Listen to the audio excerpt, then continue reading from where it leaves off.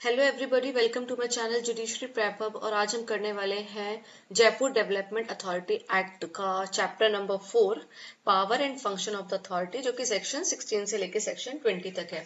इससे पहले की वीडियोस में मैंने चैप्टर वाइज ऑलरेडी वीडियो बना दी है। ठीक है, इंग्लिश और हिंदी मीडियम दोनों स्टूडेंट के लिए बहुत इंपॉर्टेंट वीडियो है। इसमें देखिए, हम पहले सेक्शंस को पढ़ेंगे, उसके बाद सेक्शन के साथ साथ जो एमसीक्यूज होंगे हम वो साथ के साथ ही एमसीक्यूज को भी सॉल्व करेंगे। देखिए, मैंने इंग्लिश और हिंदी दोनों ही लैंग्वेज में भी एमसीक्यूज लिखे हैं। अगर आप मेरी पहले की वीडियोस देखेंगे तो उसमें मैंने सेम पैटर्न यही फॉलो किया है, जिससे क्या होगा कि हमें आइडिया हो जाएगा एक सेक्शन से कितने क्वेश्चन बन सकते हैं। देखिए, अगर हम सेक्शन 16 की बात करते हैं तो वो अब इसमें लिखा गया है फंक्शंस ऑफ द अथॉरिटी। देखिए, अब यहाँ पे लिखा है जो हमारी अथॉरिटी है। देखिए, अथॉरिटी का मतलब क्या होता है? अथॉरिटी का मतलब है जयपुर डेवलपमेंट अथॉरिटी। अगर आप हमारा सेक्शन 2 देखेंगे, ठीक है, तो सेक्शन 2 का जो सबसेक्शन 3 है वो अथॉरिटी की बात करता है, जयपुर डेवलपमेंट अथॉरिटी। वो बात करता है कि आपकी जो जयपुर डेवलपमेंट अथॉरिटी है हम उसको एस्टैब्लिश करेंगे सेक्शन 3 के अंदर। तो जब आप सेक्शन 3 देखेंगे तो उसके अंदर लिखा है establishment of the Jaipur development authority. फिर फोर्थ में बताया गया है composition of Jaipur development authority के, उसमें मेंबर कौन कौन से होंगे, ठीक है। और फिफ्थ में उसकी मीटिंग के बारे में, और सिक्स्थ के अंदर उसके सेशन के बारे में।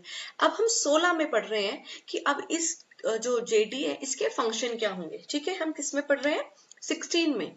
बना किस पे हम रहे थे? सेक्शन 3 में। ठीक है, अब देखिए क्या मेन, अगर आप देखिए सेक्शन 16 देखेंगे तो बहुत बड़ा है सेक्शन 16। मैंने उसका जो सेक्शन 16 है उसका जिस्ट कैसे कैसे, जैसे कि अगर आप 16 का देखेंगे, ये ए वाला पोर्शन, जैसे उसमें लिखा है मेन ऑब्जेक्ट क्या है, तो 3 लाइन है, लेकिन अगर इन शॉर्ट देखें तो उसका मतलब ये है कि जो मेन ऑब्जेक्ट है हमारा जेडीए का वो है सिक्योर करना। ठीक है, क्या सुनिश्चित करना? Integrated development of the Jaipur region. ठीक है, जो जयपुर का जो क्षेत्र है उसका समेकित विकास, ठीक है, उसका इंटीग्रेटेड डेवलपमेंट, ये जेडीए का काम होता है। अब देखिए, ये तो मेन ऑब्जेक्ट हो गया। उसके बाद अब फंक्शन क्या है अथॉरिटी के, तो देखिए ए पार्ट हमारा रिलेटेड है अर्बन प्लानिंग से। ठीक है, जो शहरी नियोजन है, ठीक है, तो क्या करेगी अर्बन प्लानिंग के लिए जो हमारी जेडीए वो प्रिपेयर करेगी मास्टर डेवलपमेंट प्लान को, और साथ के साथ क्या करेगी जयपुर जोनल डेवलपमेंट प्लान भी प्रिपेयर करेगी, और जो भी नेसेसरी ऑल्ट्रेशंस है, ठीक है, जो संशोधन करना वो शामिल है। तो पहला फंक्शन क्या पढ़ा हमने? प्रिपेयर करना मास्टर डेवलपमेंट प्लान को और जोनल डेवलपमेंट प्लान को। उसके बाद फॉर्मुलेट करना, ठीक है, और साथ के साथ सैंक्शन करना, ठीक है, निर्माण करना और साथ के साथ अनुमोदन करना। किस चीज का? जो प्रोजेक्ट एंड स्कीम है। जब आप जयपुर डेवलपमेंट करोगे, ठीक है, जयपुर रीजन की डेवलपमेंट करोगे, उसके लिए जो प्रोजेक्ट बनाए जाएंगे और जो स्कीम बनाई जाएगी उसको फॉर्मुलेट भी कौन कर रही है? जेडीए कर रही है। ठीक है, बी ये बात करता है। सी बात करता है एग्जीक्यूशन की। बी में हमने फॉर्मुलेट किया, जेडीए ने फॉर्मुलेट की है स्कीम्स और प्रोजेक्ट को। अब सी में क्या कर रही है? एग्जीक्यूट कर रही है, ठीक है, उन प्रोजेक्ट एंड स्कीम को जो या तो उसने खुद बनाई है वो प्रोजेक्ट और स्कीम, ठीक है, तो वो एग्जीक्यूट खुद कर लेगी जेडीए, या फिर किसी अथॉरिटी और एजेंसी के थ्रू उसको एग्जीक्यूट करा देगी। उसके बाद है making recommendation to state government और अदर अथॉरिटीज फॉर डेवलपमेंट। ठीक है, साथ के साथ जेडीए क्या करेगी? रिकमेंडेशन देगी स्टेट गवर्नमेंट को। ठीक है, क्या करेगी? रिकमेंडेशन देगी, मतलब सिफारिश करेगी स्टेट गवर्नमेंट को और अन्य जो प्राधिकरण है, जो अदर अथॉरिटीज है, ठीक है, उनको। फिर है ई में participation with other authorities for development. ठीक है, फिर जेडीए अन्य जो प्राधिकरण है उनके साथ मिलकर जो विकास के कार्य है उनमें भी क्या करेगी? भाग लेगी, पार्टिसिपेट करेगी। उसके बाद कोऑर्डिनेट करेगी execution of projects and schemes. ठीक है, जो उनकी परियोजनाएं हैं और जो योजनाएं हैं उनके क्रियान्वयन का जो समन्वय करना। ठीक है, पहले क्या पढ़ा हमने? फॉर्मुलेट करना, फिर एग्जीक्यूट करना, ठीक है, फिर पार्टिसिपेशन है। अब इसमें क्या है? कोऑर्डिनेशन है। एग्जीक्यूशन के लिए कोऑर्डिनेट करेगी, फिर सुपरवाइज करेगी प्लानिंग, ठीक है, और एग्जीक्यूशन करेगी उन प्रोजेक्ट का जो फंडेड बाय है जयपुर रीजन डेवलपमेंट। ठीक है, क्या कर रही है? Supervising planning and execution of project. फिर सुपरवाइज कर रही है, ठीक है, कि कैसे प्लान और कैसे एग्जीक्यूट करेंगे उन प्रोजेक्ट का। ठीक है, फिर उसके बाद है preparing scheme and advising authorities in sector like agriculture, transport, tourism, etc. जैसे कृषि, परिवहन, शिक्षा, पर्यटन आदि में क्या करेगी, ये योजनाएं बनाएगी और उससे जो संबंधित प्राधिकरण है फिर उसको सलाह देगी। जैसे एजुकेशन से रिलेटेड जो हमारी अथॉरिटी हो गई, या फिर एग्रीकल्चर से रिलेटेड हमारी अथॉरिटी हो गई। अगर आप मेरी लास्ट की वीडियो देखेंगे तो हमने पढ़ा था, जैसे कि जो सेक्शन 14 था उसके अंदर हम अदर फंक्शनल बोर्ड की बात कर रहे थे, तो उसके अंदर हमने 4 चीजें पढ़ी थी। हमने पढ़ा था HWTO, तो H से जैसे हमारा हो गया था हाउसिंग वाला, W से हो गया था वाटर, ठीक है, T से हमारा ट्रांसपोर्ट वाला था, O से हमारा अदर अथॉरिटीज। तो जो ये सारे अथॉरिटीज हैं, ठीक है, इससे क्या करेगी, एडवाइस करेगी और स्कीम्स को भी क्या प्रिपेयर करेगी। उसके बाद execution of projects on direction of the state government. अब वो जो प्रोजेक्ट एंड स्कीम को एग्जीक्यूट कर रही है स्टेट गवर्नमेंट की डायरेक्शन पर, ठीक है। उसके बाद undertaking housing activities in Jaipur region. फिर जो जयपुर क्षेत्र है उसमें जो आवासीय गतिविधियां हैं, ठीक है, जो हाउसिंग एक्टिविटीज हैं उनको भी करेगी, ठीक है। फिर एक्वायर कर सकती है, जेडीए होल्ड कर सकती है और मैनेज कर सकती है, डिस्पोज ऑफ कर सकती है प्रॉपर्टी, चाहे वो मूवेबल और इमूवेबल। देखिए अब ये जो आपका के पॉइंट है, ठीक है, सेक्शन 16 का जो के पॉइंट है, अगर मैं लिंक करूं इसको, जैसे यहाँ पर क्या लिखा है, यहाँ पर लिखा है वेट, एक्वायर करना, होल्ड करना प्रॉपर्टी। अगर आप सेक्शन 3 को ओपन करेंगे, ठीक है, अगर आप सेक्शन 3 को ओपन करेंगे तो सेक्शन 3 का सबसेक्शन 2 भी यही बात कर रहा है कि जो जेडीए है वो एक बॉडी कॉर्पोरेट है, ठीक है, और उसके पास क्या राइट है, तो आप देखेंगे लिखा है having perpetual succession, common seal with power, क्या पावर है, acquire, hold and dispose of property both movable and immovable. आप इस पॉइंट को लिंक कर लो, 16 के को लिंक कर लो सेक्शन 3 के सबसेक्शन 2 के साथ, ठीक है, क्योंकि वहां पर भी यही बात की गई है कि जो ये जेडी है वो एक बॉडी कॉर्पोरेट है और उसकी एक अपनी कॉमन सील भी है, इसीलिए वो किसी भी मूवेबल या इमूवेबल प्रॉपर्टी को क्या कर सकती है, एक्वायर कर सकती है, होल्ड कर सकती है और मैनेज कर सकती है, ठीक है। उसके बाद एंटर कर सकती है इनटू कॉन्ट्रैक्ट्स और एग्रीमेंट्स विद एनी पर्सन, ठीक है, जेडी किसी के साथ भी कॉन्ट्रैक्ट कर सकती है, किसी भी पर्सन या ऑर्गेनाइजेशन के साथ एग्रीमेंट कर सकती है। अच्छा एक बात बताओ, हमें सारी चीजें पढ़ रहे हैं कि जेडी क्या क्या कर सकती है, तो हमने पढ़ा जेडी ये सब चीजें कर सकती है, तो क्यों कर रही है, क्योंकि हमने अभी मेन ऑब्जेक्ट में पढ़ा कि हमें इंटीग्रेटेड क्या करना है, जयपुर का डेवलपमेंट करना है, इसीलिए, ठीक है, इंटीग्रेटेड डेवलपमेंट, ठीक है। अगर आप देखेंगे तो लिखा है ना integrated development of Jaipur region. उसके बाद अब देखिए प्रिपेयर कर रही है traffic control master plan and policy for smooth traffic.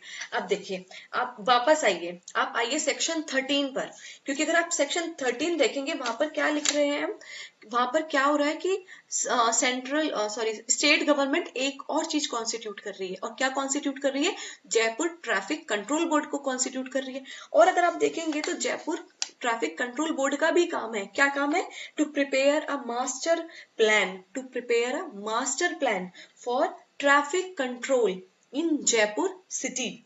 अब देखिए अगर क्वेश्चन ये आता है कि जो ट्रैफिक कंट्रोल करने के लिए जो मास्टर प्लान है वो कौन बनाता है, क्वेश्चन में ये भी आ सकता है जेडीए, क्योंकि अभी हमने पढ़ लिया कि जयपुर डेवलपमेंट अथॉरिटी तो ये काम कर रही है, ठीक है, प्रिपेयर कर रही है। साथ ही साथ जो इस्टेब्लिश हुई है जयपुर ट्रैफिक कंट्रोल बोर्ड, उसका भी काम, ठीक है, सेक्शन 13 के सबसेक्शन 3 को जब आप पढ़ेंगे तो जयपुर ट्रैफिक कंट्रोल बोर्ड का भी ये काम है, ठीक है, ये ड्यूटी है उसकी जो परफॉर्म करेंगे, तो दोनों की है, ठीक है, कंफ्यूज नहीं होना है।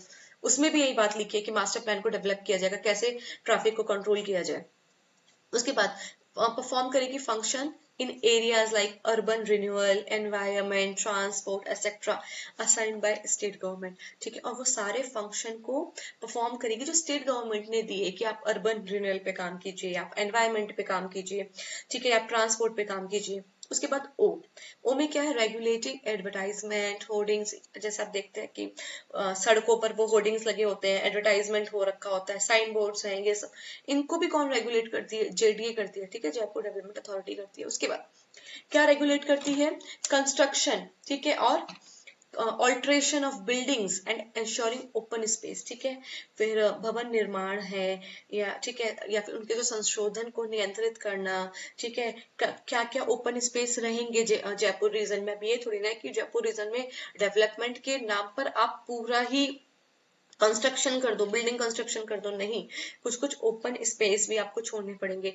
तो ये सारा काम भी जेडीए कर रही है। रिमूव कर रही है encroachment and obstruction from public place. देखिए कुछ कुछ ऐसी जगहें हैं जो गवर्नमेंट की होती है, ठीक है, अब वहां पर कोई आ ना जाए, अपना घर ना बना ले, ठीक है, उस जगह पर, या फिर कोई ऐसे पब्लिक प्लेस है, आपने देखा होगा ना कि पब्लिक प्लेस होते हैं, जैसे रेलवे स्टेशन वगैरह होते हैं, वहां पर कुछ लोग कुछ अपना ही, आप अगर समझ रहे हो, ठीक है, कुछ भी बना देते हैं, ठीक है, तो इनको एनक्रोचमेंट ही करते हैं ना। आजकल देख रहे होंगे कि पार्क वगैरह होते हैं, ठीक है, अगर आप आज जा रहे हैं पार्क पे, कुछ भी नहीं है, अगले दिन जाएंगे तो पता नहीं क्या ही बना रखा है, और वो चद्दर वगैरह डाल दी। तो ये सब क्या है, ये एनक्रोचमेंट ही है, ठीक है, तो इसका भी ध्यान रखेगी। जयपुर में ऐसा नहीं होना चाहिए, पब्लिक प्लेस पर ये सब ऑब्स्ट्रक्शन नहीं होनी चाहिए। To do all acts necessary for achieving objective of authority. अब देखिए अथॉरिटी जो है उसका ऑब्जेक्ट क्या था, इंटीग्रेटेड डेवलपमेंट करना। उस ऑब्जेक्ट को, ओ ठीक है, वो जो ऑब्जेक्ट था उसको पूरा करने के लिए जो जो एक्ट करने पड़ेंगे, अथॉरिटी आर में वही कर रही है, ठीक है, आर में वही कर रही है। उसके बाद है, एक सेकेंड,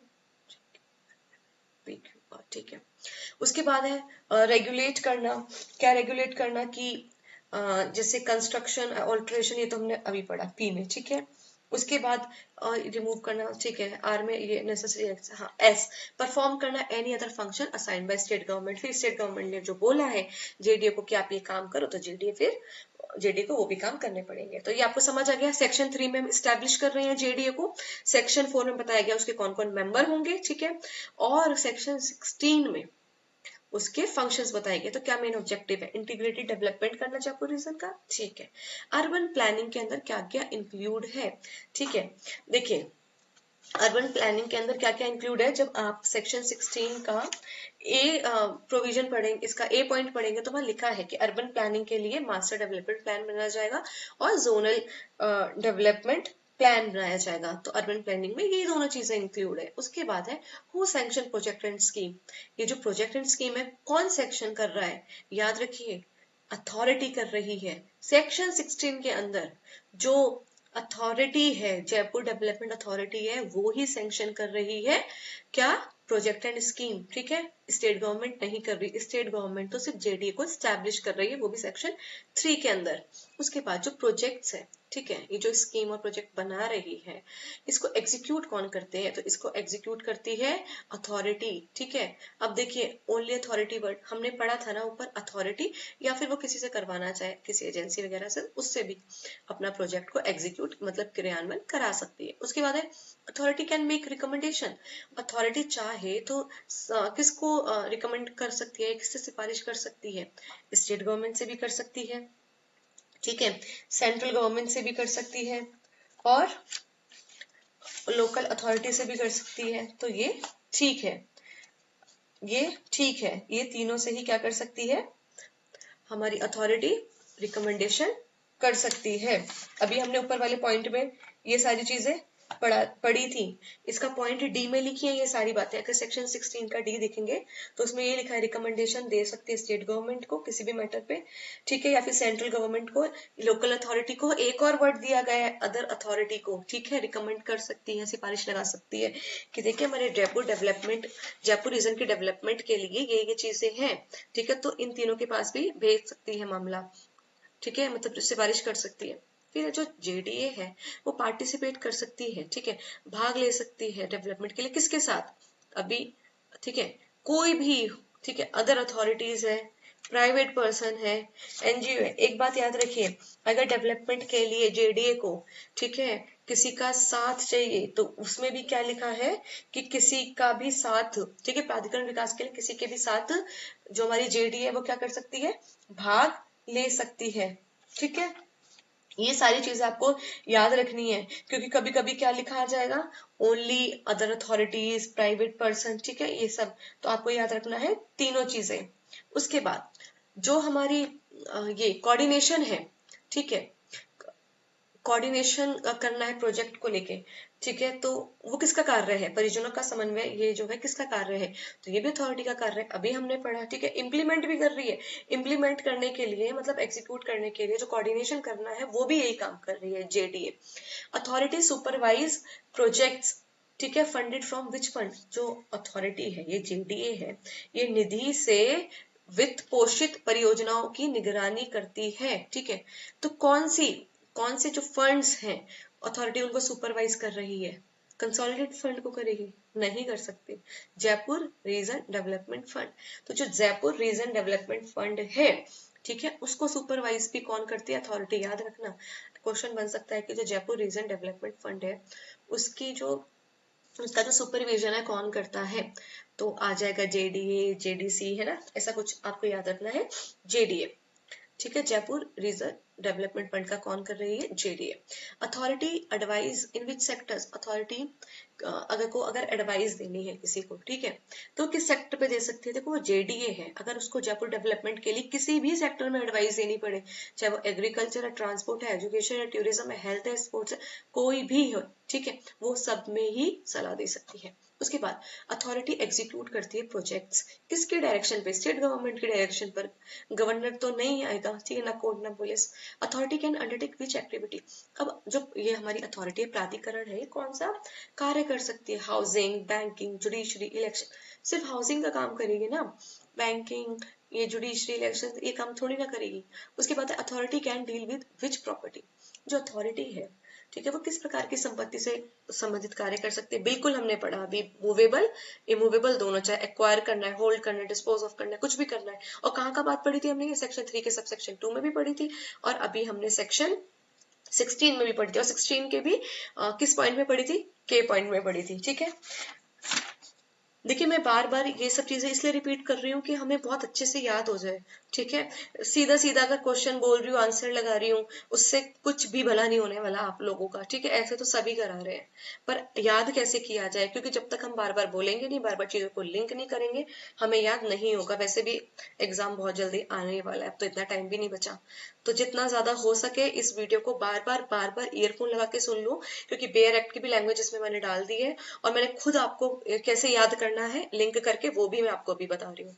उसके बाद है, अब देखिए authority can enter into word, अब मैंने यहाँ पे अथॉरिटी वर्ड बोला, तो सबसे पहले अथॉरिटी की बात कहाँ की गई है, सेक्शन 2 के सबसेक्शन 3 में की गई है, और कहाँ बात की गई है अथॉरिटी की, सेक्शन 3 में स्टैब्लिश हो रही है, और सेक्शन 4 में उसके कंपोजिशन हो रहा है, और पावर कहाँ दी गई है, सेक्शन 16 में, ऐसे याद रखना है। अथॉरिटी जो है क्या कर सकती है, कॉन्ट्रैक्ट और एग्रीमेंट्स कर सकती है, बिल्कुल, जजमेंट, लॉ, इलेक्शन, ये सब काम नहीं है। Authority prepare master plan, authority ने मास्टर प्लान बनाया था, अभी हमने पढ़ा, ठीक है, पढ़ा ना, अभी हमने सेक्शन 16 के ए पॉइंट में ही था ना, मास्टर प्लान बना रही है, ठीक है, मास्टर डेवलपमेंट प्लान बना रही है, किस चीज के लिए, अर्बन प्लानिंग के लिए, ठीक है। तो अब ये किससे रिलेटेड, अर्बन प्लानिंग के लिए तो मास्टर प्लान बना ही रही थी, ठीक है, मास्टर डेवलपमेंट प्लान और जोनल डेवलपमेंट प्लान, साथ के साथ मैंने आपको बताया था कि जो ट्रैफिक कंट्रोल बोर्ड है वो भी ट्रैफिक कंट्रोल करने के लिए मास्टर प्लान बना सकती है, साथ के साथ जेडीए भी कर सकती है, दोनों के पास पावर है। तो यहाँ पर जो मास्टर प्लान बना रही है वो ट्रैफिक कंट्रोल करने के लिए बना रही है, ठीक है, ये हमने अभी ऊपर वाले सेक्शन में भी पढ़ा था, ठीक है। और ये कहाँ पर है, ये है 16 के एम में, कहां पर है ये मास्टर प्लान, एम में। एक तो मास्टर डेवलपमेंट प्लान, ठीक है, वो ए में है, और एक मास्टर प्लान एम में है, ठीक है, और इसको हम लिंक करेंगे सेक्शन 13 से, ठीक है, किससे करेंगे, सेक्शन 13 से, क्योंकि वहां पर भी ट्रैफिक कंट्रोल बोर्ड की बात की गई है जो मास्टर प्लान बना रही है ट्रैफिक कंट्रोल करने के लिए। उसके बाद authority regulates what's in Jaipur region, authority क्या रेगुलेट करती है, क्या नियंत्रित करती है, ठीक है, तो क्या करती है, एडवर्टाइजमेंट, होर्डिंग, बिल्कुल, ये बैंकिंग, इलेक्शन, जुडिशरी काम नहीं करेगी। उसके बाद है अथॉरिटी रेगुलेट करती है कौन सी एक्टिविटी, बिल्डिंग कंस्ट्रक्शन करती है, military training, banking, court work. देखिए कितना इजी है ये क्वेश्चन, कोई ऐसे बता दे, ठीक है, building construction. Authority removes what from public place, हमने अभी पढ़ा, अगर एनक्रोचमेंट करोगे पब्लिक प्लेस पर, ऑब्स्ट्रक्शन करोगे, दो चीजें पढ़ी थी हमने, एनक्रोचमेंट करोगे और ऑब्स्ट्रक्शन करोगे, ये है हमारा क्यू में, क्यू कर रहे हो एनक्रोचमेंट एंड ऑब्स्ट्रक्शन, ये है हमारा किसमें, क्यू में, क्यू कर रहे हो ऑब्स्ट्रक्शन एंड एनक्रोचमेंट, ठीक है, तो जेडीए फिर रिमूव भी कर देगी।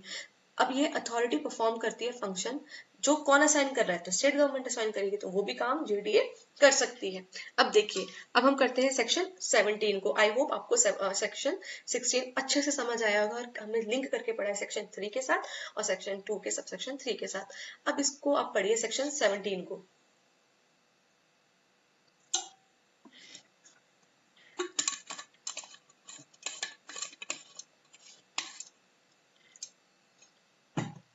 देखिए सेक्शन 17 क्या बात करता है। सेक्शन 17 कहता है no other authority or person to undertake certain development without permission of authority. ठीक है, कोई भी अदर अथॉरिटी ना तो कोई डेवलपमेंट करेगी, ठीक है, कुछ नहीं करेगी बिना किसी परमिशन के, अथॉरिटी की परमिशन के। क्यों? क्योंकि अथॉरिटी का तो काम था डेवलपमेंट करना। हाँ, अगर अथॉरिटी बता रही है तब कर सकती है। अब देखिए, जैसे इसका रीजन क्या है, जैसे अगर कोई घर बना रहा है, कुछ भी ऑल्टरकेशन कर रहा है, तो उसके लिए आपको जेडीए की कंसेंट चाहिए ना। तो साफ बोला है कि अगर आप कुछ भी डेवलपमेंट करना चाहते हैं तो पहले आपको जेडीए की अथॉरिटी परमिशन लेनी पड़ेगी। अब सुनिए, रेस्ट्रिक्शन ऑन डेवलपमेंट, ये बहुत ऐसे याद रख लो। सेक्शन 17 में है खतरा, ठीक है, सेक्शन 17 में है खतरा। खतरा किस चीज का?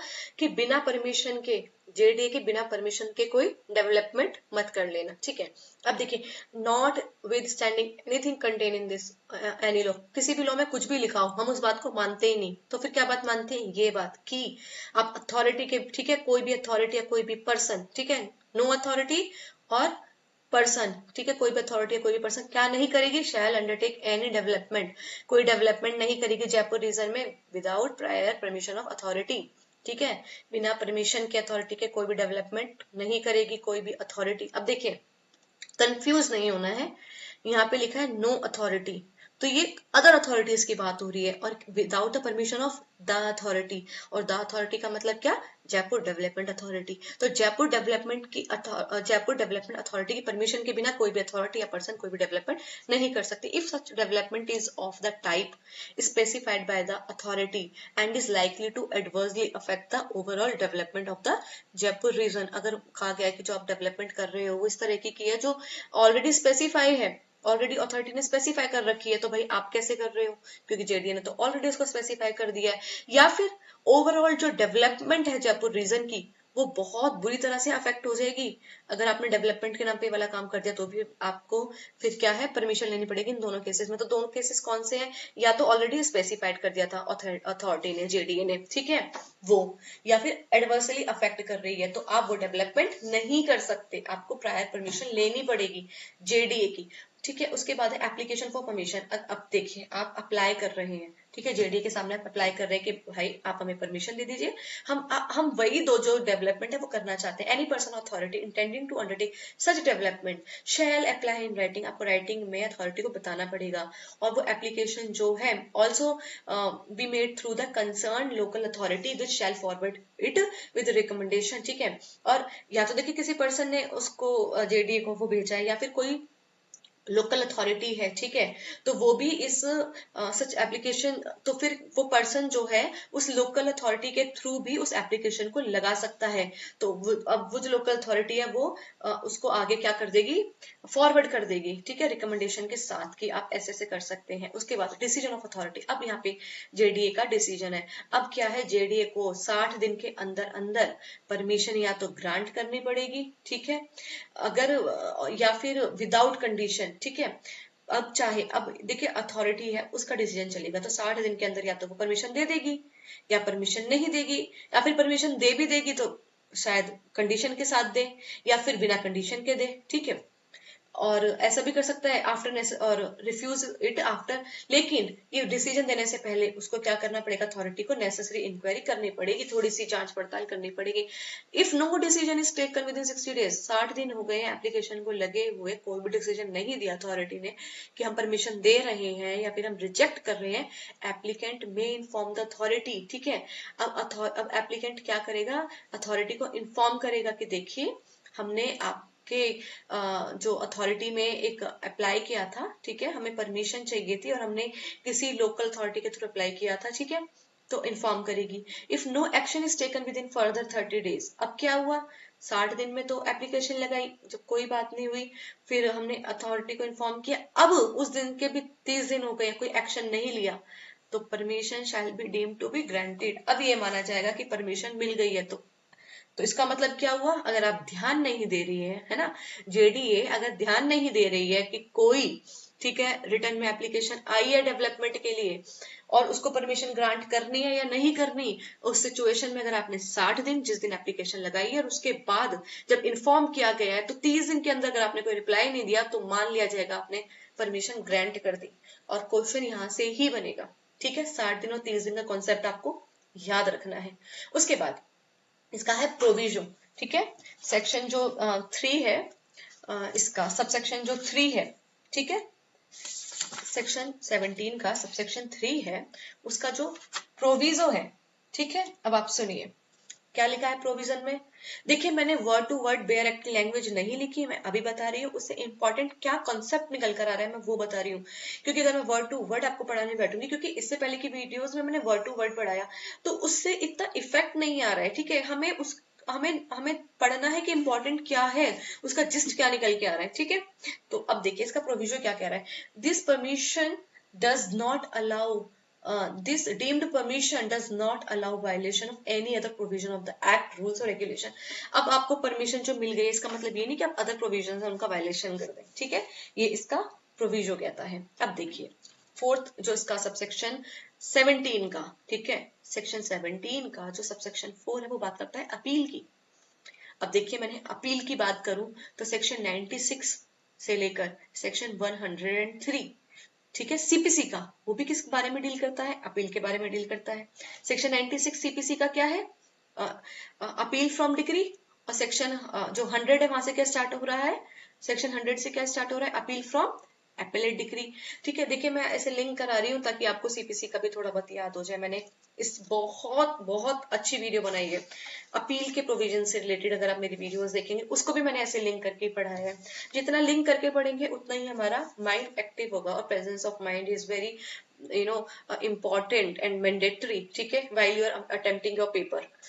अब उसके बाद देखिए अपील की बात करते हैं हम जेडीए में। एन एग्रीव्ड पर्सन और authority may appeal within 30 days to the state government whose decision shall be final. ठीक है, अब क्या है, एग्रीव्ड पर्सन है, अब वो जा रहे हैं अपील में कि परमिशन मांगी थी, अप्लाई किया था, ठीक है, जो भी डिसीजन आया है उसके अगेंस्ट में। ठीक है, तो जेडीए की अपील कहाँ हो रही है, स्टेट गवर्नमेंट के पास हो रही है। कितने दिन में फाइल करनी है अपील, हमें 30 दिन के अंदर फाइल करनी है अपील। ठीक है, if the appellate authority is under central government, अगर ये जो अथॉरिटी है, क्योंकि अभी हमने पढ़ा था कि हम चाहे तो, देखिए क्योंकि यहाँ पर अभी हम अपील कहाँ लगा रहे हैं, स्टेट गवर्नमेंट पे। ठीक है, लेकिन अगर ऐसा हो सकता है कि जो जिस अथॉरिटी के पास हम अपील लगा रहे हैं वो सेंट्रल गवर्नमेंट के कंट्रोल में है, तो decision shall be taken after consultation with central government. तो स्टेट गवर्नमेंट क्या करेगी, पहले कंसल्ट करेगी उस क्या कहते हैं सेंट्रल गवर्नमेंट से। ठीक है, क्योंकि जिस अथॉरिटी की आप अपील लगा रहे हैं स्टेट गवर्नमेंट के पास, वो अथॉरिटी सेंट्रल गवर्नमेंट के अंडर आती है, तो स्टेट गवर्नमेंट उस अपील को, ठीक है, जब डिसाइड करेगी, ठीक है, तो उसके जो किससे डिसाइड कर किसके साथ कंसल्ट करना पड़ेगा, पहले decision shall be taken after consultation with central government. ठीक है, तो कंसल्ट करना पड़ेगा सेंट्रल गवर्नमेंट के साथ। उसके बाद power of authority in case of violation. अब जेडी के पास क्या पावर है, अगर वायलेशन हो गया, मतलब बोला गया था सेक्शन 17 में कि आप क्या नहीं करेंगे, कोई भी डेवलपमेंट नहीं करेंगे बिना जेडी की परमिशन से। ठीक है, कोई भी पर्सन, कोई भी अथॉरिटी जे उसकी परमिशन के बिना क्या नहीं करेगी, डेवलपमेंट नहीं करेगी। ठीक है, डेवलपमेंट नहीं करेगी, ठीक है, या फिर कुछ ऐसा नहीं करेगी जिससे क्या हो, ओवरऑल डेवलपमेंट या तो एडवर्सली अफेक्ट हो जाए, या फिर जो जेडीए ने उसको ऑलरेडी स्पेसिफाई किया है इस दोनों से रिलेटेड कोई भी डेवलपमेंट नहीं करेगी। ठीक है, कोई भी पर्सन और अथॉरिटी। अब क्या हुआ, अगर डेवलपमेंट करनी थी तो परमिशन लेनी थी, अब क्या हुआ, परमिशन नहीं ली, डेवलपमेंट कर दी, या फिर परमिशन जो है रिफ्यूज कर दी गई थी तो भी डेवलपमेंट कर दिया। ठीक है, वायलेशन कर दिया बेसिकली। उस केस में क्या होगा, if any development is undertaken in violation the authority may demolish और remove it and recover the cost from the concern person और अथॉरिटी। देखें, अब अगर आपने डेवलपमेंट कर भी दी तो क्या हुआ, जेडीए के पास अथॉरिटी है। ठीक है, जेडीए के पास पावर है। अब ये मत सोचना कि अथॉरिटी के पास अथॉरिटी है, इसका मतलब जेडीए के पास अथॉरिटी है, ये पावर है कि वो जो आपने डेवलपमेंट किया था उसको या तो डिमोलिश कर दे, ठीक है, या तो उसको रिमूव कर दे, ठीक है, हटा दे या फिर ध्वस्त कर दे, इसका भी अधिकार है। और क्या करेगी, उससे भी जो संबंधित खर्च हुआ है ना उसी से वसूलेगी। जो डिमोलिश करने का या जो कि उसको रिमूव करने में जो पैसा लगा है जेडीए का, वो भी उसी पर्सन से या उसी अथॉरिटी से वसूल करेगी, रिकवर करेगी, ठीक है। अब एमसीक्यूज पे आ जाते हैं। अब एमसीक्यू सॉल्व करने में बहुत इंटरेस्ट रहेगा क्योंकि हमें सारे क्वेश्चंस आते हैं। Without whose permission development can not be undertaken in Jaipur region. Jaipur region में डेवलपमेंट करनी है तो जेडीए के पास जाओ, ठीक है। सेक्शन 17, ठीक है, start with which legal principal. देखिए जब डिफिकल्ट क्वेश्चन बनाना होता है ना तो इसी लेवल के क्वेश्चन बनते हैं कि नॉट विद स्टैंडिंग, ठीक है, ये क्या है, नॉन ऑब्स्टेंटिव क्लॉज है, इसको बोलते हैं नॉन ऑब्स्टेंटिव क्लॉज, ठीक है। तो किस लीगल प्रिंसिपल से स्टार्ट हो रहा है, एक तो सेक्शन होता है डायरेक्ट स्टार्ट होता है, एक कहता है कुछ भी लिखा हो, मेरी बात सुनो, तो सेक्शन 17 खतरा वही बात कर रहे हैं, कुछ भी लिखा हो पहले मेरी बात सुनो, मैं किसी भी चीज को नहीं मानूंगा, notwithstanding anything contained in any law, ठीक है। तो ये क्या है, notwithstanding clause, non obstante clause. उसके बाद है development requiring permission is specified by whom, ठीक है। तो ये जो डेवलपमेंट हो रही है इसमें किसकी परमिशन रिक्वायर्ड होती है, तो जेडीए की परमिशन इसमें रिक्वायर्ड होती है। फिर है application for permission must be made in what form, ठीक है, अगर आपको अप्लाई करना है, ठीक है, डेवलपमेंट के लिए, तो अगर आप अप्लाई कर रहे हैं परमिशन के लिए तो आप क्या रिटर्न एप्लीकेशन लगाएंगे और नहीं लगा सकते। फिर एप्लीकेशन में भी सबमिटेड थ्रू, या तो आप जो एप्लीकेशन है आप डायरेक्ट भी लगा सकते हैं तो किसी लोकल अथॉरिटी के थ्रू भी लगवा सकते हैं। देखिए भी वर्ड कंफ्यूज करने के लिए आ जाएगा, पुलिस, कोर्ट, बैंक, हमने भी पढ़ी लिया है तो खुद या फिर लोकल अथॉरिटी के थ्रू। उसके बाद कितने दिनों के अंदर अथॉरिटी को डिसाइड करनी ही है एप्लीकेशन, ठीक है, 60 दिन, और 60 दिन अगर नहीं किया तो आप इन्फॉर्म कर दो, और इन्फॉर्म कर दिया 30 दिन हो गए हैं कोई एक्शन नहीं लिया गया तो डीम्ड परमिशन मान लिया जाएगा, परमिशन ग्रांटेड। अगर कोई भी डिसीजन 60 दिन, लो क्वेश्चन ही यही आ गया, अगर कोई भी डिसीजन 60 दिन के अंदर, वेट, अरे यार, अगर कोई भी डिसीजन 60 दिन के अंदर नहीं लिया गया, ठीक है, तो एप्लीकेंट को क्या करना पड़ेगा, अथॉरिटी को बताना पड़ेगा फिर से राइटिंग में कि देखिए हमने ऐसे ऐसे करके एप्लीकेशन लगाई है। अगर authority still fails to further 30 days, what happens, then deemed permission granted. Deemed permission allow violation of other law, no, permission मिल गई इसका मतलब ये नहीं कि आप अदर लॉ का वायलेशन कर दें। उसके बाद appeal against authority decision lies to whom, किसको आप अपील करते हैं, जेडी की अपील किसके पास जाती है, स्टेट गवर्नमेंट के पास जाती है, और कितने दिन के अंदर जाती है, 30 दिन के अंदर लगानी पड़ती है, ठीक है। और ये किसके अंदर प्रोविजन था, सेक्शन 17 के सबसेक्शन 4 में था अपील का प्रोविजन, ठीक है, सेक्शन 17 के सबसेक्शन 4 में था ये प्रोविजन। टाइम लिमिट क्या है अपील फाइल करने की, 30 दिन। देखिए मैं बार बार इसलिए रिपीट कर रही हूँ, याद हो जाए, ठीक है। अब decision of state government in appeal is, अब जो स्टेट गवर्नमेंट ने डिसीजन दिया है वो डिसीजन क्या है, फाइनल है, ठीक है, समझ रहे हैं, फाइनल है वो डिसीजन। ये नहीं है कि अब हम और अपील लगाएंगे, जैसे हम उसमें क्रिमिनल केसेस और सिविल केसेस में करते हैं ना, फर्स्ट अपील, सेकंड अपील, यहाँ ऐसा नहीं है। जेडीए की अगर बात नहीं आपको समझ आ रही है तो स्टेट गवर्नमेंट के पास चले जाओ, लेकिन उसका डिसीजन फाइनल।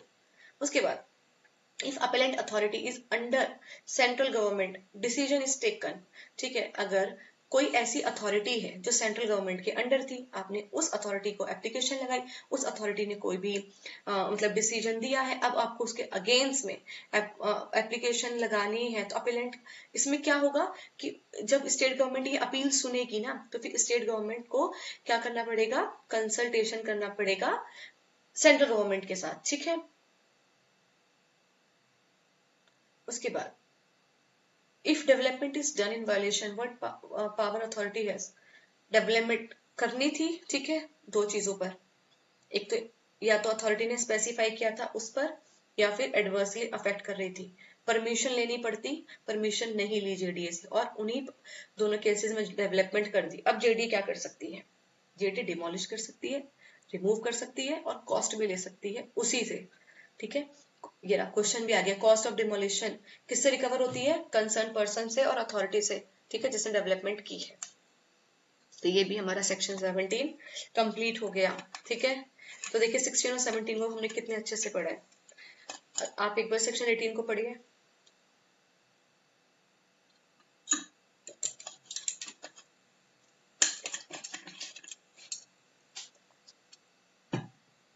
देखिए सेक्शन 18 क्या बात करता है, power of authority to give direction. ठीक है, अब जो अथॉरिटी के पास क्या पावर है कि वो डायरेक्शंस भी दे सकती है। ठीक है, अभी हमने 16 में क्या पढ़ा था, हमने पढ़ा था 16 में कि अथॉरिटी के फंक्शन क्या क्या है, तो हमने बहुत सारे फंक्शन पढ़े थे अथॉरिटी के। फिर क्या पढ़ा हमने 17 में, खतरा पढ़ा कि डेवलपमेंट नहीं करेंगे विदाउट जेडीए परमिशन। अब क्या है, अब है कि अथॉरिटी डायरेक्शंस भी दे सकती है। ठीक है, तो अब देखिए क्या है, पावर टू इशू डायरेक्शन। अब ना इसी तरीके से नोट कर लेना अपने बेयर एक्ट में, जैसे मैंने ये हेडिंग्स लिखवाई है ना, इससे क्या ना आपको याद रहेगा। अब जैसे सेक्शन 18 है तो उसका पहला जो इसका सब सेक्शन है वो बात करते हैं power to issue direction notwithstanding anything contained in any other law. किसी भी चीज में कुछ भी लिखा हो, किसी भी लॉ में कुछ भी लिखा हो, वो मैं बात नहीं मानूंगा, मेरी बात सुनी जाए। द अथॉरिटी में इशू डायरेक्शन। ठीक है, अथॉरिटी क्या कर सकती है, इशू कर सकती है डायरेक्शन किसी भी लोकल अथॉरिटी को, किसी भी अदर अथॉरिटी को, किसी भी पर्सन को regarding implementation of any project और scheme financed under section 16। Section 16 में हमने फंक्शन पढ़े थे कि क्या क्या फंक्शन है, तो हमने पढ़ा था प्रोजेक्ट और स्कीम भी बना रही है, ठीक है, फॉर्मुलेट कर रही है, फिर उसको एग्जीक्यूट भी करा रही है, ठीक है, इंप्लीमेंट भी करा रही है।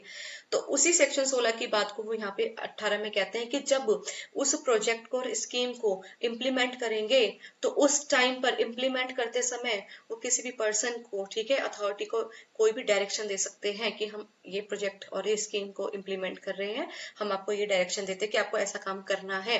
ठीक है, तो such authority person shall be bound to comply with this direction. ठीक है, अगर जेडीए आ जाती है आपकी गली में, ठीक है, और कोई भी ऐसा काम कर रही है, कोई भी प्रोजेक्ट स्कीम के तहत आ रहा है और आपसे कह दिया गया है कि आपको आपको इस गली पर, अभी हम यहाँ पर क्या कर रहे हैं, पाइपलाइन बिछा रहे हैं, सोच लिए, ठीक है, कोई भी जेडी का काम हो गया, ठीक है, कोई भी वो इम्प्रूवमेंट कर रहे हैं, डेवलपमेंट कर रहे हैं, उसके लिए बोल दे कि आप यहाँ से नहीं जाएंगे, तो ये आपको मानना पड़ेगा। ठीक है, आप नहीं जाएंगे, ठीक है, आपको कंडीशन के साथ कॉम्प्लाई करना पड़ेगा, आप बाउंड है। उसके बाद इसका सबसेक्शन 2 क्या बात करता है, अपील अगेंस्ट डायरेक्शन। देखिए अब ये जो डायरेक्शन दी है, अब क्या आप उसके अपील में जा सकते हैं, तो कोई भी अथॉरिटी और कोई भी पर्सन 15 दिन के अंदर अंदर, जिस दिन से उसको ये डायरेक्शन मिली है उस दिन के 15 दिन के अंदर अंदर आपको अपील करनी पड़ेगी स्टेट गवर्नमेंट के पास। देखिए जब हमने 17 में पढ़ा था कि आप कोई भी डेवलपमेंट नहीं कर सकते, ठीक है, आपने डेवलपमेंट कर ली, ठीक है, कोई भी डेवलपमेंट नहीं कर सकते थे और वो आपने डेवलपमेंट कर ली। अब तो उससे हमने रिलेटेड क्या पढ़ा था, एक अपील का प्रोविजन पढ़ा था जो कि इसके सबसेक्शन 4 में था। ठीक है, कोई भी डिसीजन आया था उसके सबसेक्शन 4 में आप अपील लगा रहे थे। 18 में अपील कहाँ है, 18 में अपील है सबसेक्शन 2 में। ठीक है, और वहां पे क्या था कि आप अपील लगाएंगे स्टेट गवर्नमेंट को, और यहाँ पे क्या है 15 दिन के अंदर अंदर आपको अपील लगा सकते हैं स्टेट गवर्नमेंट को। अगर कोई जेडीए ने डायरेक्शन इश्यू करी है तो उसके अगेंस्ट आप अपील लगा सकते हैं, कहाँ पर स्टेट गवर्नमेंट के पास। ठीक है, तो वो स्टेट गवर्नमेंट का डिसीजन फाइनल होगा। अब है पावर ऑफ सुपरविजन। अब देखिए क्या है कि the authority है shall exercise its power of supervision to ensure that every project or scheme is executed in the interest of overall development of Jaipur region and in accordance with approved plan or laws। अब यहाँ पे जो प्राधिकरण है क्या कर रहा है, अपनी जो पर्यवेक्षण की शक्ति का प्रयोग इस प्रकार कर रहा है कि जो परियोजनाएं हैं, ठीक है, और जो योजनाएं हैं उनका क्रियान्वयन जयपुर क्षेत्र के समग्र विकास के हित में हो।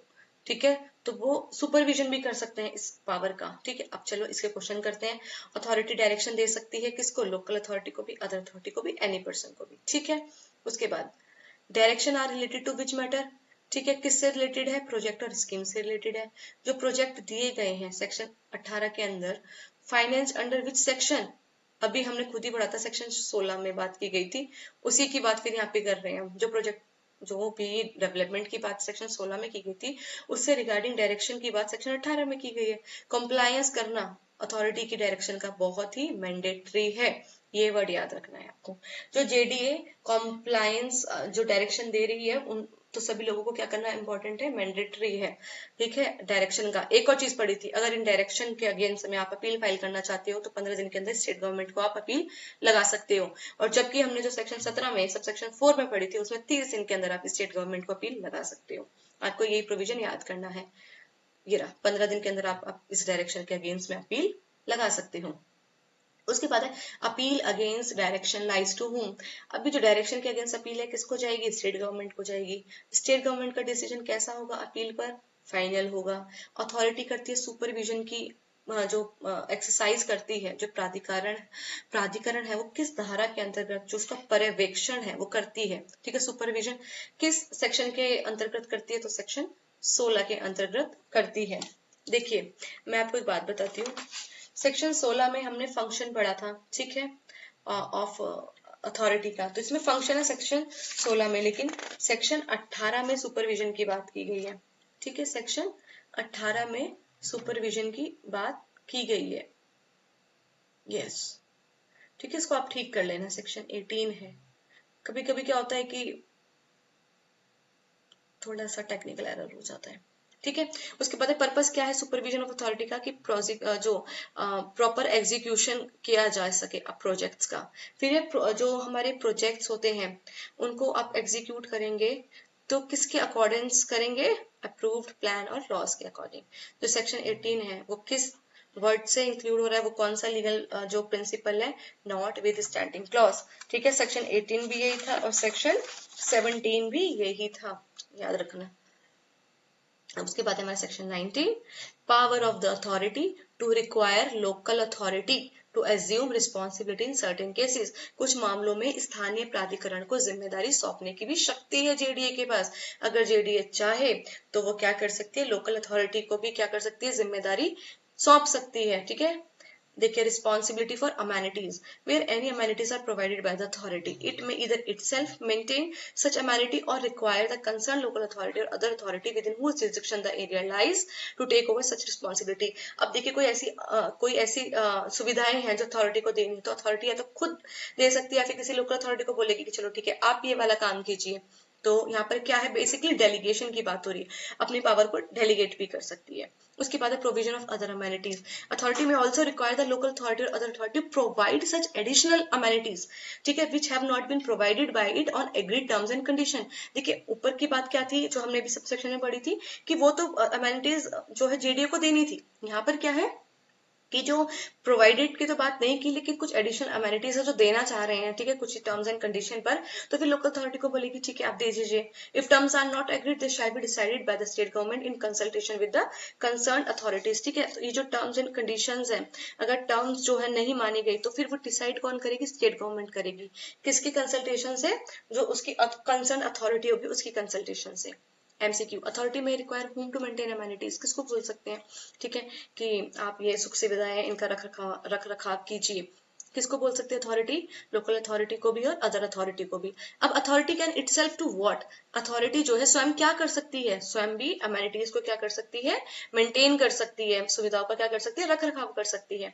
उसके बाद है amenities are related to which area, जो हमारी सुख सुविधाएं हैं वो किस एरिया से रिलेटेड हम बात कर रहे हैं, हम बात कर रहे हैं अमेनिटीज डेवलप्ड एरिया से रिलेटेड, ठीक है, जयपुर रीजन की। उसके बाद authority may require provision of what, ठीक है, तो अथॉरिटी और भी क्या कर सकती है, एडिशनल अमेनिटीज की बात कर सकती है। याद रखना ये अमेनिटीज की बात हम किस सेक्शन में कर रहे हैं, सेक्शन 19 के अंदर कर रहे हैं। किस सेक्शन में कर रहे हैं हम, सेक्शन 19 में कर रहे हैं, ठीक है।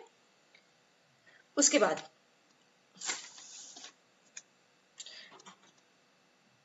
If terms are agreed between authorities they are followed, कोई मतलब टर्म्स हैं, कोई भी शर्त है, ठीक है, अगर वो अथॉरिटीज के बीच में सहमति हो जाती है तो उनको क्या करना पड़ेगा, उनको मानना पड़ेगा, ठीक है, उनको फॉलो करना पड़ेगा। अगर जो टर्म्स एग्री नहीं होती तो फिर कौन डिसाइड करेगा, तो फिर स्टेट गवर्नमेंट डिसाइड करेगी, ठीक है। उसके बाद है state government decides terms after consultation with whom, किससे डिसाइड करेगी, देखिए लोकल अथॉरिटी से था तो लोकल अथॉरिटी से डिसाइड करेगी, अथॉरिटी के साथ मतलब वो टाइप किया गया था तो अदर अथॉरिटी जो भी है उसी के साथ स्टेट गवर्नमेंट क्या करेगी, उन टर्म्स को और कंडीशन को डिसाइड करेगी। सेक्शन 19 किससे डील करता है, सेक्शन 9 डील करता है अमेनिटीज की रिस्पॉन्सिबिलिटी, ठीक है, सुविधाओं की जिम्मेदारी। अब है हमारा last section of this chapter, ठीक है, सेक्शन 20 किसका चैप्टर का, चैप्टर 4 का, ठीक है, हम चैप्टर 4 पढ़ रहे हैं, ठीक है, उससे रिलेटेड है ये, ओके। तो ठीक है, जल्दी से कवर करते हैं। Power of authority to execute any plan, ठीक है, किसी योजना को निष्पादित करने की प्राधिकरण की शक्ति क्या है। Execution when directions not complied, अब where the authority satisfied the direction given under section 18, अब जो हमने सेक्शन 18 के अंदर डायरेक्शन दी थी उसको कंप्लाई नहीं किया गया है, स्पेसिफाइड टाइम के अंदर अंदर।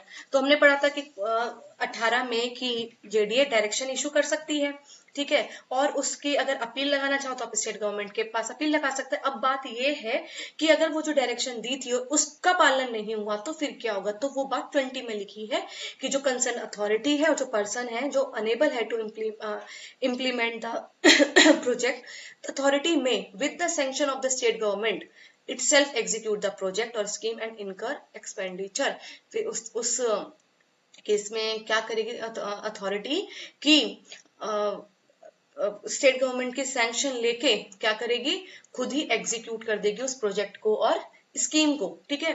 पहले तो क्या था, एग्जीक्यूट करा रही थी स्कीम और प्रोजेक्ट को अदर अथॉरिटी से डायरेक्शन लेके कि तुम कर दो, अब वो नहीं कर रही, ठीक है, तो स्टेट गवर्नमेंट की सेक्शन लेके खुद कर देगी कि देखिए ये तो कर नहीं रहे तो हम कर रहे हैं, ठीक है। साथ में execution on direction of state government authority may also undertake work in Jaipur region as per master development plan.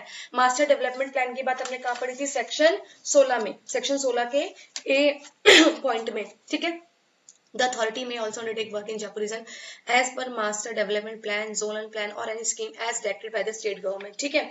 तो फिर स्टेट गवर्नमेंट के कहने पर भी जो जेडीए है वो क्या करेगी, ये जो हमारा मास्टर डेवलपमेंट प्लान को एग्जीक्यूट करेगी, जोनल प्लान को एग्जीक्यूट करेगी, स्कीम है, प्रोजेक्ट है, उनको एग्जीक्यूट करेगी, ठीक है। Such direction may be given only when there is no suitable authority. अब जेडीए खुद काम कर रही है, क्यों, क्योंकि जो डायरेक्शन इसलिए दी गई है उनको ये करने के लिए क्योंकि कोई अदर अथॉरिटी ऐसी सुटेबल लगी नहीं रही कि वो इम्प्लीमेंट कर पाएगी, इसलिए। या फिर अथॉरिटी को हमने बोला था कि देखिए आप काम कर दीजिए, ठीक है, वो काम ही नहीं कर रही है, अनविलिंग है, या फिर वो काम नहीं कर सकती है, या फिर, ठीक है, तो ऐसे में अथॉरिटी को काम करना पड़ा है, या फिर अथॉरिटी ने खुद रिक्वेस्ट की है कि देखिए ये काम हम कर देते हैं, हम ज्यादा अच्छे से कर पाएंगे।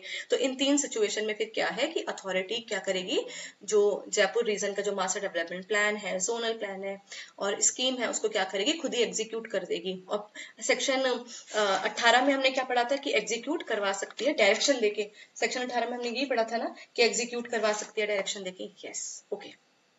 फिर पावर क्या है, जब वो जेडीए एग्जीक्यूट करेगी ये सारा वर्क, ठीक है, कौन कौन सा वर्क, कि मास्टर डेवलपमेंट प्लान है उसको एग्जीक्यूट करा रहे हैं, जोनल डेवलपमेंट प्लान है उसको एग्जीक्यूट करा रहे हैं, प्रोजेक्ट स्कीम है, तो उसके पास वो सारी पावर होगी कि जब वो लोकल अथॉरिटी और वो जो अदर अथॉरिटी के पास होती, जब वो ये एग्जीक्यूट कराते, तो वही सारी पावर फिर अब जेडीए के पास होगी, पावर टू कंडक्ट सर्वे, ठीक है। अब जेडीए के पास क्या पावर है कि जब वो ये एग्जीक्यूट कराएगी वर्क को, तो साथ में साथ क्या कर सकती है अथॉरिटी, वो क्या करेगी, सर्वे भी कंडक्ट करा देगी उस पर्पस के लिए, ठीक है। और अपने ऑफिसर्स को भी अलाउ कर देगी कि चाहिए आप उस लैंड में भी एंटर कर सकते हैं, डिग कर सकते हैं, ठीक है, बोर कर सकते हैं और सब सॉइलिंग कर सकते हैं, ये 4 पॉइंट में लिखा है, ठीक है। क्या क्या कर सकती है, एंटर कर सकते हैं, डिग और बोर कर सकते हैं, ठीक है, सब सॉइल को। तीसरा, मार्क बाउंड्रीज, ठीक है, बाउंड्रीज का जो लेवल है उसको मार्क कर सकते हैं और रिमूव कर सकते हैं ऑब्स्ट्रक्शन। अब वो सब एग्जीक्यूट कराने के लिए, ठीक है, ये master development plan, zonal development plan, scheme, project, इन सबको एग्जीक्यूट कराने के लिए अगर उसको कोई सर्वे कंडक्ट करना पड़े कि ठीक है इसकी बाउंड्री नापिए, ठीक है, अब इस लैंड में चाहिए, यहाँ पर गड्ढा खोदिए, ठीक है, यहाँ पे ये देखिए, वो सब काम करा सकती है, ठीक है, provided that prior notice must be given before entering land. अगर आप किसी के लैंड में भी एंटर कर रहे हैं तो पहले उसको आपको नोटिस देना होगा, ठीक है। तो चलो इसके एमसीक्यू यूज कर लेते हैं। Authority can execute work when direction under which section are not complied। अगर सेक्शन 18 में जो डायरेक्शन दी गई थी अदर अथॉरिटीज को कि आप ये वाला काम कर दीजिए, ठीक है, और उन्होंने नहीं किया तो फिर खुद से ही एग्जीक्यूट कर लेगी, ठीक है। उसके बाद जो अथॉरिटी नीड्स हुज सैंक्शन, किसके सैंक्शन की जरूरत है, ठीक है, एग्जीक्यूट करने के लिए काम, जो एग्जीक्यूट अदर डायरेक्ट मतलब अदर अथॉरिटी को डायरेक्शन देती है आप काम कर लो, अब वो नहीं कर रही है तो अब हम खुद कर रहे हैं जेडी, तो किसके सैंक्शन से करेगी, स्टेट गवर्नमेंट की। Authority can execute project when other authority is, या तो अथॉरिटी कब कर रही है, जब अदर अथॉरिटी अनेबल है और अनविलिंग है, अभी हमने पढ़ा।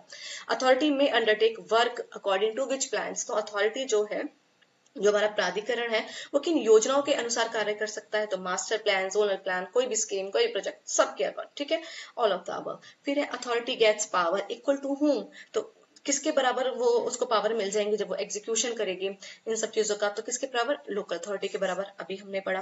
फिर अथॉरिटी कैन कंडक्ट, क्या कर सकती है अथॉरिटी, सर्वे कंडक्ट कर सकती है। 4 चीजें पढ़ी हमने, क्या क्या पढ़ा उन 4 चीजों में हमने, कि जब वो कंडक्ट कर रही है सर्वे तो एंटर कर सकते हैं, डिग और बोर कर सकते हैं, जो बाउंड्रीज है उनको मार्क कर सकते हैं, और साथ के साथ क्या करेंगे, कोई भी जो अदर उनको लग रहा है चीजें जो जरूरी है, ठीक है,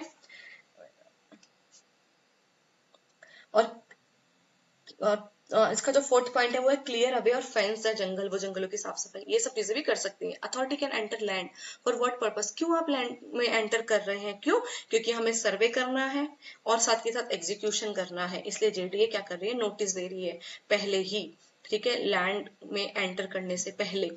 अथॉरिटी कैन डिग और बोर इनटू व्हाट, कोई सब सॉइल है, ठीक है, क्या है, कोई सब सॉइल है, तो उसका क्या, उसको डिग भी कर सकती है और बोर भी कर सकती है, ठीक है, डिग और बोर खुदाई कर सकती है उस सब सॉइल की। Authority can remove what during survey, जब सर्वे कर रही है अथॉरिटी तो क्या रिमूव कर सकती है, फैंस और जंगल, और ये डी पॉइंट है, ठीक है, सबसेक्शन 4 का ये डी पॉइंट है। उसके बाद है before entering land authority must do what, land पर एंटर करने से पहले अथॉरिटी को नोटिस देना होगा। Okay, so that's all for today. हमने चैप्टर 3, ठीक है, सॉरी चैप्टर 4 हमने कंप्लीट कर लिया है, बहुत अच्छे से कंप्लीट किया है, सारे सेक्शंस को कवर कर लिया है। कोई भी क्वेश्चन बनेगा सेक्शन 16 से लेकर 20 तक जो कि चैप्टर 4 में है, हमने एक एक चीज को कवर कर लिया है। एंड ट्रस्ट मी, अब आप मेरी इससे पहले की वीडियोस जाके देखेंगे तो आपको खुद ये समझ आ जाएगा कि मैंने सारी वीडियोस को इसी पैटर्न में बनाया है। पहले सेक्शन को समझाया है अच्छे से, फिर उससे रिलेटेड जितनी भी हेडिंग्स बन सकती है उसको लिखा है, एसेंस, स्ट्रेस सब लिखा है हिंदी इंग्लिश में। उसके बाद एमसीक्यूज को फ्रेम किया, वो भी इंग्लिश और हिंदी में, ठीक है। तो जितने भी हिंदी मीडियम और इंग्लिश मीडियम के स्टूडेंट्स हैं, डोंट वरी अबाउट इट। आपको कोई भी टेंशन नहीं लेनी है कि हम जेडीए जेएलओ के एग्जाम की तैयारी कर रहे हैं तो ये जो माइनर लॉज है उनको कैसे पढ़ेंगे, ठीक है। तो that's all for today. Please do like, do comment and do subscribe my channel. Thank you.